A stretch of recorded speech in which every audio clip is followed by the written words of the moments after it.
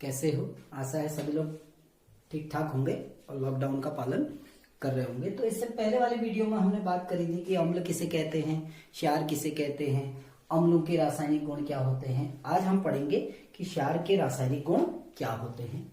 इससे पहले हमने बात करी थी कि क्षारों के भौतिक गुण क्या होते हैं, कि क्षार जो होते हैं वो स्वाद में कैसे होते हैं, कसैले होते हैं। ठीक, क्षारों का जो स्पर्श होता है वो साबुन की तरह होता है स्पर्श उनका। क्षार जल में घुलने पर OH नेगेटिव आयन देते हैं। तो वो क्षारों के कुछ भौतिक गुण थे। आज हम बात करेंगे कि जो क्षार हैं उनके रासायनिक गुण क्या क्या होते हैं। तो सबसे पहला रासायनिक गुण आता है कि धातुओं से क्रिया। यदि किसी क्षार की किसी धातु से क्रिया की जाए तो क्या होगा। जो क्षार है वो सभी धातुओं से क्रिया नहीं करते हैं। कुछ ऐसी सक्रिय धातुएं होती हैं, बॉर्डर लाइन एलिमेंट जो हैं, कुछ सक्रिय धातुएं हैं जिनसे क्षार क्रिया करते हैं। तो जब हम किसी भी क्षार की क्रिया किसी सक्रिय धातु के साथ करते हैं, बहुत अधिक सक्रिय, जैसे सोडियम, पोटेशियम, इन सक्रिय धातुओं से, जैसे जिंक है, एल्यूमिनियम है, जो बॉर्डर लाइन एलिमेंट है, सक्रिय धातु नहीं, जो बॉर्डर लाइन एलिमेंट होती है सामान्यतया, जैसे एल्यूमिनियम, जिंक है, उनसे जब हम किसी क्षार की क्रिया कराते हैं तो वही जो जैसे अम्ल में होता था कि लवण और हाइड्रोजन गैस बाहर निकलती थी, वही यहां भी होता है कि यदि हम किसी सक्रिय धातु की क्रिया किसी क्षार से कराते हैं, जैसे हम कोई धातु है हमारे पास जिंक, एल्यूमिनियम जैसी, उसकी क्रिया हम किसी क्षार से करा रहे हैं, तो हमारा एक पदार्थ बनेगा लवण और दूसरा पदार्थ होगा आपकी कौन सी गैस, हाइड्रोजन गैस। एक गैस निकलेगी हाइड्रोजन गैस, जिसकी उपस्थिति कैसे बताते हैं, एक जलती हुई मोमबत्ती या माचिस लेके जाओ तो पॉप साउंड के साथ या फटफट की आवाज के साथ वो गैस जलने लगती है। जैसे अब हम धातु ले रहे हैं, सपोज करो हमारे पास जिंक धातु है, हमारे पास एल्यूमिनियम धातु है, तो जब हम किसी जिंक या एल्यूमिनियम धातु की क्रिया किसी क्षार से कराते हैं, जैसे NaOH, हम अगर जिंक और एल्यूमिनियम धातु की क्रिया किसी क्षार से करा रहे हैं, जैसे सोडियम हाइड्रोक्साइड, तो एक लवण बनेगा जिसको हम कहते हैं सोडियम जिंकेट, Na2ZnO2। इसका नाम होता है सोडियम जिंकेट। सोडियम जिंकेट ये एक प्रकार का लवण है और उसके साथ साथ कौन सी गैस बाहर निकलेगी, आपकी हाइड्रोजन गैस बाहर निकलेगी। तो इसको हमको बैलेंस करना है और ये बैलेंस हो गई कि Zn प्लस ट्वाइस NaOH क्या बना आपका Na2ZnO2, जिसको हमने कहा सोडियम जिंकेट। और सोडियम जिंकेट से जब आपकी सोडियम जिंकेट बना और उसके साथ साथ एक गैस भी निकली, हाइड्रोजन गैस। ऐसे ही हमारा दूसरा जो पदार्थ है वो हमारा क्या है कि सोडियम हाइड्रोक्साइड की क्रिया हम एल्यूमिनियम से करा रहे हैं। जब सोडियम हाइड्रोक्साइड और एल्यूमिनियम की क्रिया की जाती है तो हमारा सोडियम एल्यूमिनेट बनता है NaAlO2। NaAlO2 और साथ में कौन सी गैस निकलती है, हाइड्रोजन। इसका है सोडियम मेटा एल्यूमिनेट, इसे कहा जाता है सोडियम मेटा एल्यूमिनेट। इसके साथ साथ हाइड्रोजन गैस बाहर निकलती है। जब इस अभिक्रिया को बैलेंस करते हैं, अब इस अभिक्रिया को हम संतुलित करेंगे, तो संतुलित करने के लिए क्या करेंगे, देखिए ट्वाइस Al ट्वाइस NaOH, ये बनाएंगे ट्वाइस NaAlO2 अर्थात सोडियम मेटा एल्यूमिनेट, और हाइड्रोजन गैस आपकी निकलेंगी थ्राइस H2। 3 अणु आपके हाइड्रोजन गैस के बाहर निकल गए। यह अभिक्रिया आपकी संतुलित हो गई होगी। 2 एल्यूमिनियम के परमाणु, 2 एल्यूमिनियम के परमाणु, 2 सोडियम, 2 सोडियम, ऑक्सीजन आपकी 2 दूनी 4, यहाँ भी 4 है। तो इस प्रकार जब हम किसी भी धातु की क्रिया किसी क्षार से कराते हैं तो हमारा एक तो बनता है लवण और दूसरा बनता है आपका हाइड्रोजन गैस। अब हम दूसरा गुण पढ़ते हैं कि जब हम किसी क्षार की क्रिया, पहले हमने कहा जब हमने किसी क्षार की क्रिया धातु से कराई, अब हम किसी क्षार की क्रिया अधातु ऑक्साइड से क्रिया करा रहे हैं, यानी क्षार व अधातु ऑक्साइड की क्रिया, क्षार व अधातु ऑक्साइड की क्रिया। ये जब हमने अम्ल के गुण पढ़े थे तो वहां पर हमने क्या कहा था कि जो धातु ऑक्साइड होता है, धातुओं का जो ऑक्साइड होता है, जैसे Na2O है, MgO है, या कैल्शियम ऑक्साइड है CaO, ये सारे के सारे कैसे होते हैं आपके, इनकी प्रकृति होती है क्षारीय। इसी प्रकार जो अधातु ऑक्साइड होते हैं, जो भी आपके अधातु ऑक्साइड हैं, वो सारे की अधिकतर अधातु ऑक्साइड आपके कैसे होते हैं, उनकी प्रकृति होती है अम्लीय प्रकृति होती है। जैसे अधातु ऑक्साइड क्या है, कार्बन डाइऑक्साइड। जैसे कार्बन एक अधातु है और कार्बन का जो ऑक्साइड है वो क्या है, कार्बन डाइऑक्साइड। ऐसे ही सल्फर डाइऑक्साइड SO2, सल्फर अधातु है, तो सल्फर अधातु है तो ये अधातु का ऑक्साइड है SO2, तो ये अम्लीय प्रवृत्ति के होते हैं। तो जब हम किसी क्षार की क्रिया किसी अधातु ऑक्साइड से करा रहे हैं, अर्थात क्षार की क्रिया हम किससे करा रहे हैं, किसी अम्लीय पदार्थ से करा रहे हैं, तो क्या बनेगा, अम्ल और क्षार मिलकर बनाते हैं लवण और जल। अर्थात हमारे पास एक पदार्थ है क्षार और इसकी क्रिया हम किससे करा रहे हैं, अधातु ऑक्साइड से, क्षार धन अधातु ऑक्साइड। और हमको पता है अधातु ऑक्साइड की प्रकृति कैसी होती है, अम्लीय प्रकृति होती है। अर्थात हम क्रिया किसकी करा रहे हैं, अम्ल और क्षार की। तो जब किसी अम्ल और क्षार की क्रिया की जाती है तो हमारा क्या बनता है, लवण और जल। यहां भी हमारा एक पदार्थ बनेगा लवण और दूसरा पदार्थ बनेगा जल, क्योंकि अधातु ऑक्साइड आपके अम्लीय प्रकृति के होते हैं। अब जैसे उदाहरण लेते हैं हम, इसके लिए कुछ एक दो उदाहरण लेते हैं। जैसे हमारे पास क्षार सपोज करो कैल्शियम हाइड्रोक्साइड है, CaOH का होल ट्वाइस। ये एक क्षार है जिसको हमने नाम दिया कैल्शियम हाइड्रोक्साइड। इसकी क्रिया हम किसी अधातु ऑक्साइड से कर रहे हैं जो कैसी प्रवृत्ति का है, अम्लीय प्रवृत्ति का है। अब देखिए क्या होगा, एक तो हमारा लवण बनेगा, लवण क्या होगा, CaCO3 कैल्शियम कार्बोनेट। क्या है हमारा, कैल्शियम कार्बोनेट क्या है, एक लवण। और दूसरा पदार्थ आपका क्या बन जाएगा, H2O यानी जल।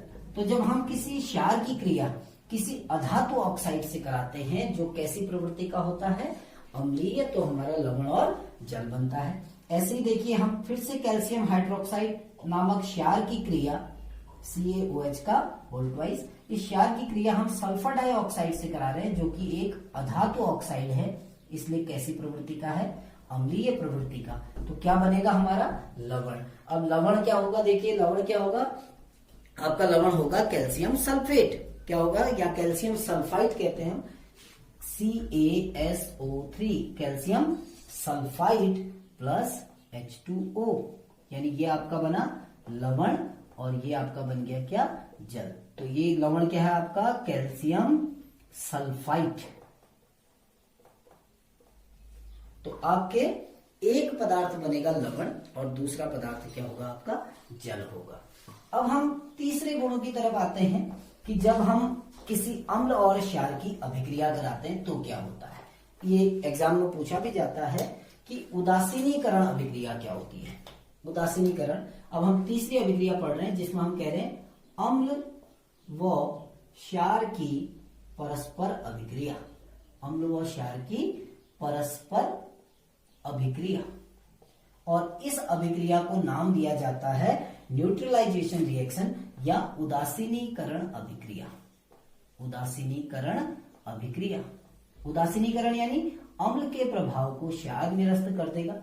अगर एसिड गिर जाता है कहीं पर भी, सामान्यतः कहा जाता है कि यदि कहीं पर एसिड गिर गया तो वहां पर थोड़ा सा बेस लगा दो, वीक बेस। स्ट्रॉन्ग बेस लगाओगे तो उससे भी जलन होगी, कोई दुर्बल क्षार वहां पर लगा दे तो अम्ल का प्रभाव क्या हो जाता है, समाप्त हो जाता है। तो अम्ल और क्षार की अभिक्रिया को उदासीनीकरण अभिक्रिया कहते हैं। तो यदि पूछा जाता है कि उदासीनीकरण अभिक्रिया क्या होती है, तो आप कह सकते हैं जब अम्ल और क्षार की परस्पर अभिक्रिया की जाती है तो यह अभिक्रिया उदासीनीकरण अभिक्रिया कहलाती है। अर्थात हमारे पास एक घटक क्या है, अम्ल, और दूसरा घटक क्या है आपके पास, क्षार है, और आप इन दोनों की क्रिया करा रहे हैं तो क्या बनेगा, लवण और जल। ये अभी इससे पहले वाली अभिक्रिया में हमने बात भी की थी कि जो क्षार है उसकी क्रिया हमने अधातु ऑक्साइड से कराई थी जो अम्लीय प्रकृति का होता है। अब जैसे उदाहरण देखिए, अम्ल क्या है, सपोज करो हाइड्रोक्लोरिक अम्ल है, हम इसकी क्रिया किससे करा रहे हैं, सोडियम हाइड्रोक्साइड जो कि एक क्षार है। तो लवण बनेगा, लवण क्या बनेगा, NaCl, सोडियम क्लोराइड। ये क्या बना, लवण, और इसके साथ साथ बाहर क्या हो जाएगा आपका H2O यानी जल। तो जब आप किसी अम्ल की क्रिया किसी क्षार से कराते हैं तो आपका लवण और क्या बनता है, जल, और ये अभिक्रिया कहलाती है उदासीनीकरण अभिक्रिया। आप कोई सा भी अम्ल ले लीजिए, देखिए सल्फ्यूरिक अम्ल लेते हैं H2SO4, इसकी क्रिया हम किसी दूसरे क्षार से करा देते हैं potassium hydroxide KOH, potassium hydroxide, तो क्या बनेगा आपका, लवण बनेगा पोटेशियम सल्फेट K2SO4। लवण क्या बन गया, K2SO4, और आपके 2 अणु जल के बाहर हो गए। तो हमने अम्ल की क्रिया क्षार से कराई और हमारा क्या बना, लवण जो है पोटेशियम सल्फेट, और दूसरा पदार्थ क्या बन गया, जल। अर्थात जब भी किसी अम्ल की क्रिया किसी क्षार से की जाती है तो लवण और जल का निर्माण होता है। अब इस चैप्टर में आपके 1-2 प्रश्न भी हैं कि जैसे जो पीतल और कॉपर के जो बर्तन है, तांबे और पीतल के बर्तन में एक प्रश्न है, आप अपनी एनसीईआरटी की किताब में देखना कि पीतल और जो कॉपर के बर्तन हैं उनमें दही और अन्य खट्टे पदार्थों को नहीं रखा जाता। दही को सामान्यतया पीतल के बर्तन में नहीं रखा जाता। उसके पीछे कारण क्या है कि पीतल क्या है, एक धातु है, मिश्र धातु है, ऐसी कॉपर भी एक क्या है, धातु है, और दही में क्या होता है, अम्ल। तो जो दही का अम्ल है वो उस धातु से क्रिया करके हानिकारक पदार्थों का निर्माण करता है और दही का टेस्ट खराब हो जाता है। इसीलिए दही को पीतल और कॉपर के बर्तनों में नहीं जमाया जाता है। आप इसका आंसर अगर देना चाहें तो आप क्या आंसर देंगे कि दही और अन्य खट्टे पदार्थों में अम्ल उपस्थित होते हैं, और जो पीतल है या जो कॉपर है वो एक धातु है, और दही में उपस्थित खट्टा पदार्थ या अम्ल इस धातु से क्रिया कर कुछ विषैले पदार्थों को उत्पन्न करते हैं। इसलिए दही और अन्य खट्टे पदार्थों को कॉपर और पीतल के बर्तनों में नहीं रखते हैं। ऐसे ही एक क्वेश्चन और है कि धातु के साथ अम्ल की अभिक्रिया होने पर कौन सी गैस निकलती है। तो हमने पहले ही कहा है जब किसी धातु की किसी अम्ल से क्रिया होती है तो हाइड्रोजन गैस निकलती है। कौन सी धातुएं हैं, जो सक्रियता श्रेणी में हाइड्रोजन से ऊपर स्थित हैं, यानी जिनकी सक्रियता हाइड्रोजन से अधिक है। यदि किसी धातु की सक्रियता हाइड्रोजन से कम है तो वो हाइड्रोजन गैस निर्मुक्त नहीं करेगी। अब हम आगे बढ़ते हैं कि जब हम किसी एक अम्ल को, इसके बारे में हम पहले डिस्कस कर चुके हैं, आपकी किताबों में दिया होगा कि जब हम किसी अम्ल को जल में घोलते हैं तो क्या होता है। इसी प्रकार जब किसी क्षार को जल में घोला जाता है तो क्या होता है। यानी हम कह सकते हैं कि अम्ल की जलीय विलयन में प्रतिक्रिया, अम्ल की जलीय विलयन में प्रतिक्रिया, कि जब हम किसी अम्ल को जलीय विलयन में डालते हैं तो क्या होता है। ये हमने बात की है कि अगर किसी अम्ल को जलीय विलयन में डाला जाए तो H पॉजिटिव आयन उत्पन्न होते हैं।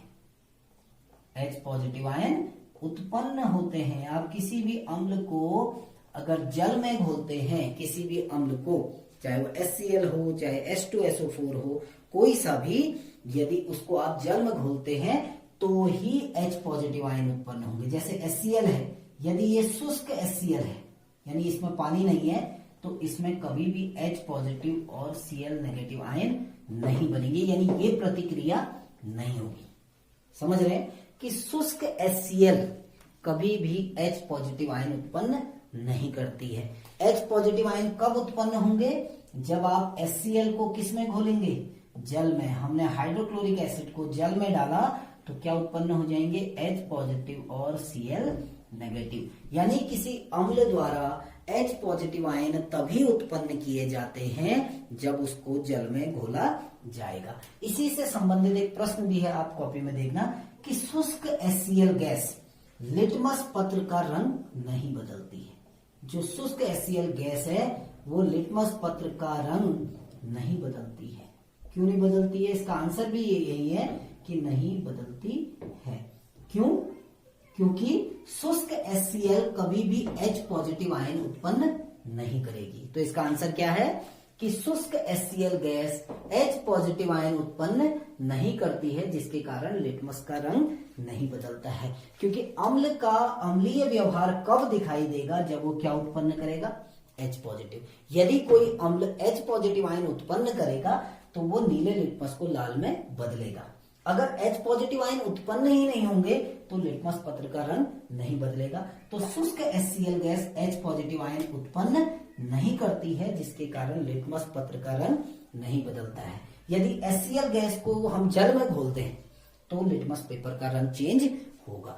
इसी प्रकार जब हम किसी क्षार को, देखो हमने बात की कि अम्ल को जल में घोलने पर क्या हुआ, कि जब हमने किसी अम्ल को जल में घोला तो H पॉजिटिव आयन उत्पन्न हुए। इसी प्रकार जब हम किसी क्षार को जल में घोलते हैं, जब हम किसी क्षार को जल में घोलते हैं तो OH आयन उत्पन्न होते हैं। जैसे आपका NaOH है, ये एक क्षार है, इसको यदि हम जल में मिलाते हैं तो ये कौन सा आयन दे देगा? हमें हाइड्रोक्साइड आयन देगा। Na पॉजिटिव और दूसरा क्या मिला? OH negative ion. अर्थात OH नेगेटिव आयन कब उत्पन्न होंगे? जब आप क्षार को किस में घोलोगे? जल में। यदि आप किसी क्षार को जल में नहीं घोल रहे हो तो OH आयन नहीं मिलेंगे। अब सारे जो क्षार हैं वो जल में नहीं घुलते हैं। गौर से सुनिएगा कि जितने क्षार हैं वो सारे के सारे जल में नहीं घुलते हैं। कुछ क्षार ऐसे होते हैं जो जल में घुल जाते हैं और कुछ ऐसे होते हैं जो जल में अविलेय रहते हैं। तो जो क्षार जल में घुल जाते हैं उन्हें एक अलग नाम दे दिया जाता है क्षारक। अल्काली बोला जाता है अंग्रेजी में, इसको बोला जाता है अल्काली या क्षारक। तो एग्जाम में पूछा जाता है कि क्षार और क्षारक में क्या अंतर है? तो क्षार तो है जो OH नेगेटिव आयन देते हैं, उन्हें हम क्या कहते हैं? क्षार। लेकिन क्षारक क्या है? ऐसे क्षार जो जल में घुल जाते हैं उन्हें क्या कहा जाता है? क्षारक। तो क्षारक की परिभाषा हो गई कि जल में घुलनशील जो क्षार होते हैं उन्हें हम कहते हैं क्षारक कहते हैं। ठीक, तो हमने बात करी कि क्षार के क्या क्या गुण होते हैं, क्षार को जब हम जल में घोलते हैं या अम्ल को जल में घोलते हैं तो क्या होता है। आशा है समझ में आ गया होगा। फिर भी कोई प्रॉब्लम होती है तो आप कमेंट कर सकते हैं। Thank you.